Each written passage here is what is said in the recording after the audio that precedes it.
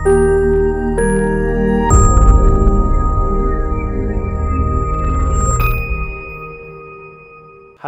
నేను doctor Deepak Koppaka, senior consultant, medical oncologist, kaizen haematology oncology network, care hospitals, Hyderabad.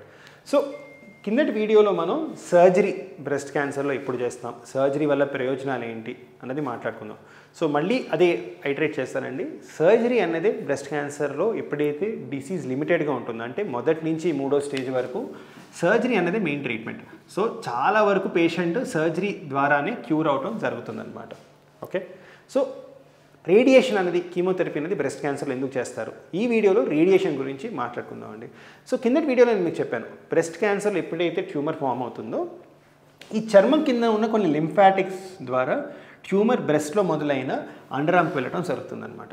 So ఎప్పుడైతే మనం surgery చేస్తామో under ఆర్మ్కి వెళ్ళిన గెడ్డలు ఏవైతే ఉన్నాయో దాంతోపాటు మేజర్గా బ్రెస్ట్లో ఎక్కడైతే ట్యూమర్ ఫామ్ అయిందో దాన్ని తొలగించడం జరుగుతుంది. దాన్ని 2 రకాలుగా తొలగించవచ్చు. ఒకటి బ్రెస్ట్ కన్జర్వేషన్ ద్వారా, అంటే బ్రెస్ట్ని ప్రిజర్వ్ చేస్తూ రొమ్ము దాని చుట్టూ కొంచెం మార్జిన్ ఇచ్చి తొలగించడం, లేదంటే మొత్తం రొమ్ములో ఎక్కడైతే గెడ్డ ఉందో మొత్తం దాన్ని తొలగించడం, దాన్ని మాస్టెక్టమీ అంటాం అనమాట. సో ఈ 2 ప్రాసెస్ ద్వారా మేజర్గా ఉన్న ట్యూమర్లోని మనం తీసేస్తాం. రేడియేషన్ ఏం చేస్తుందంటే ఆ మిగతా ఏరియాని స్టెరిలైజ్ చేస్తుంది. రేడియేషన్ వల్ల వచ్చే ప్రయోజనం ప్రిడామినెంట్గా ఎక్కడ ఉంటుంది అంటే, ఎప్పుడైతే బాడీలో ఈ ట్యూమర్ ఫామ్ అవుతుందో, ఆ ట్యూమర్ ఫామ్ అయిన తర్వాత ఈ లింఫాటిక్స్ ద్వారా స్ప్రెడ్ అవటం జరుగుతుందో అవి స్కిన్లో ఉంటాయి అన్నమాట. సో స్కిన్ కింద ఉంటుంది. సో మాస్టెక్టమీలో కూడా ఏం చేస్తారంటే రొమ్ముకు సంబంధించిన సాఫ్ట్ టిష్యూ తీస్తారు, కానీ పూర్తిగా రొమ్ము పైన ఉన్న చర్మం తీయరు. సో ఈ మిగిలిపోయిన స్కిన్లో నుంచి కూడా లోకల్ రికరెన్స్ వచ్చే అవకాశాలు ఉన్నాయన్నమాట. సో రేడియేషన్ వల్ల వచ్చే ప్రిడామినెంట్ బెనిఫిట్ ఏంటి అంటే, లోకల్ ఇంకా రీజనల్ ఆ లింఫాటిక్ ఏరియాలో రికరెన్స్ రాకుండా రేడియేషన్కి తోడ్పడుతుంది అనమాట. సో లోకల్ ఇంకా రీజనల్ రికరెన్సెస్ తగ్గించడం ప్రిడామినెంట్గా రేడియేషన్లో ఉండే బెనిఫిట్.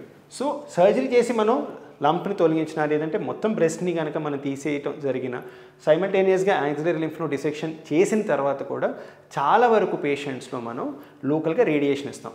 ప్రిడామినెంట్గా ఎవరికి అంటే, ఎవరికైతే బ్రెస్ట్ కన్జర్వ్ చేస్తామో, అంటే ఒట్టి ట్యూమర్ దాని పక్కన మార్జిన్ ఇచ్చి తీసేసి బ్రెస్ట్ని కన్జర్వ్ చేస్తామో వాళ్ళకి ఖచ్చితంగా రేడియేషన్ ఇవ్వాలి. ఎందుకంటే మిగతా ఏరియాలో తిరిగి క్యాన్సర్ వచ్చే అవకాశం వీళ్ళలో చాలా ఎక్కువగా ఉంటుంది. ఆ అవకాశాన్ని పూర్తిగా నిర్మూలించడానికి, లోకల్గా రికరెన్స్ రాకుండా ఉండడానికి ఖచ్చితంగా రేడియేషన్ చేయాలి. సో రేడియేషన్ అన్నది ఎవరైతే బ్రెస్ట్ కన్జర్వేటివ్ సర్జరీ చేయించుకుంటారో వాళ్ళలో ఖచ్చితంగా చేయించాల్సిందే. Okay, so breast conservative surgery చేసిన తర్వాత రేడియేషన్ చేస్తాము. దీని రిజల్ట్స్ సర్జరీ చేసిన మొత్తం బ్రెస్ట్ తీసేస్తే వచ్చినంత ఈక్వలెంట్ రిజల్ట్స్ మనకి రేడియేషన్ యాడ్ చేయడం వల్ల వస్తుందన్నమాట. రెండోది ఎవరికి చేస్తామంటే, ఎవరికైతే ట్యూమర్ ఈ లింఫ్ నోడ్స్లో గుర్తించడం జరుగుతుందో వాళ్ళల్లో కూడా ఖచ్చితంగా రేడియేషన్ చేయాల్సిన అవసరం ఉంది. ఎందుకంటే ట్యూమర్ ఇక్కడ మొదలయ్యి చర్మం కింద ఉన్న లింఫాటిక్స్ ద్వారా అండర్ ఆర్మ్కి చేరింది. అక్కడ మనం ట్యూమర్ని ఆల్రెడీ గుర్తించాం కాబట్టి ఈ స్కిన్లో కూడా ఏమైనా మైక్రోస్కోపిక్ ట్యూమర్ సెల్స్ మిగిలిపోయాయేమో దాన్ని స్టెరిలైజ్ చేయడం కోసం ఎప్పుడైతే ఎవరికైతే లింఫ్ నోడ్స్ గుర్తిస్తామో ఇన్వాల్వ్ అయినట్టు క్యాన్సర్తో, వాళ్ళలో కూడా ఖచ్చితంగా రేడియేషన్ చేయాల్సిందే. మూడో సినారియో రేడియేషన్ చేయాల్సింది ఎవరికి అంటే, ఎవరికైతే ట్యూమర్ లోకల్గా, ఇందాక చెప్పాను కదా, లోకల్గా ట్యూమర్ స్ప్రెడ్ అవుతుందో, ఎవరికైతే లోకల్గా ట్యూమర్ 5 సెంటీమీటర్స్ కంటే ఎక్కువ ఉండి హై రిస్క్ ఫీచర్స్ ఉంటాయో, అంటే high grade tumours, triple negative tumours, వాళ్ళలో కూడా లోకల్ రేడియేషన్ చేయాల్సిన అవసరం ఉంది అనమాట. సో లోకలీ అడ్వాన్స్డ్ పేషెంట్స్కి కూడా రేడియేషన్ చేయాల్సిన అవసరం చాలా ఉంది. సో రేడియేషన్ వల్ల ప్రయోజనం ఏంటి అంటే, సర్జరీ తర్వాత ఏమైనా మైక్రోస్కోపిక్ సెల్స్ లోకల్గా మిగిలిపోతే రేడియేషన్ దాన్ని స్టెరిలైజ్ చేసి లోకల్గా క్యాన్సర్ తిరిగి రాకుండా తోడ్పడుతుంది.